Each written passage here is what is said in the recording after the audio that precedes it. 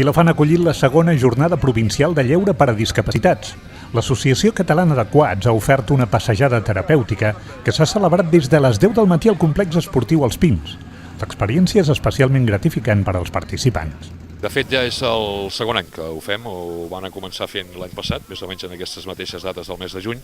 El que passa que també estava previst fer-ho aquí, en aquesta zona dels Pins de Vilafant, però va ser un diumenge que va haver temporal, va fer molt mal temps, i ho van tenir que desplaçar a un recinte tancat del propi municipi, com és les Mèlies.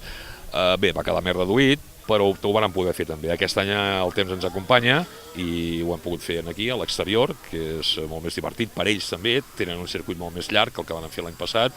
El circuit és més natural i a més el que realment ens trobem quan anem a la muntanya amb els quads. Hi ha algun salt, que no el fem a poc, però sí que és un salt i tenim zona una mica verda. Bé, un circuit una mica més lògic del que fa normalment un quad o un UTV, un dels buguis. Per ells és sensacional. Pensa que aquesta gent, per la seva pròpia discapacitació, generalment cap d'ells no ha pujat ni tan sols amb una moto.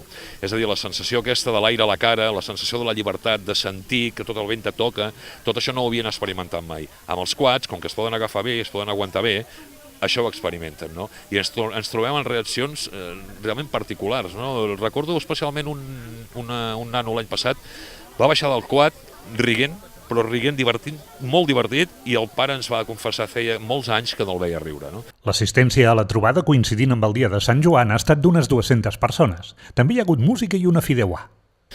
Crec que en el dinar som un centenar de persones, no tots els que participen es queden a dinar, no puc dir-te exactament el nombre de persones que som, però jo crec que podem fregar entre 150 i 200 segurament, perquè aquesta tarda ve més gent, la tarda avui és el dia de Sant Joan, la verbena, etc.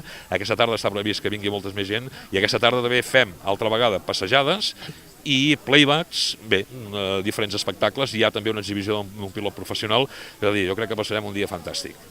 L'Ajuntament de Vilafant també col·labora amb aquesta iniciativa solidària.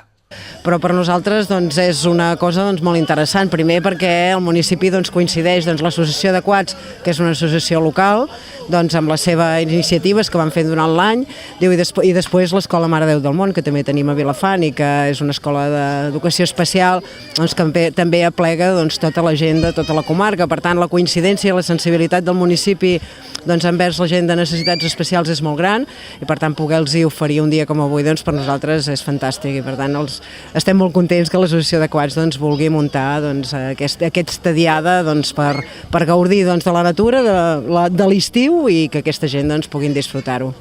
Les cares de satisfacció dels participants s'han deixat veure tota la jornada.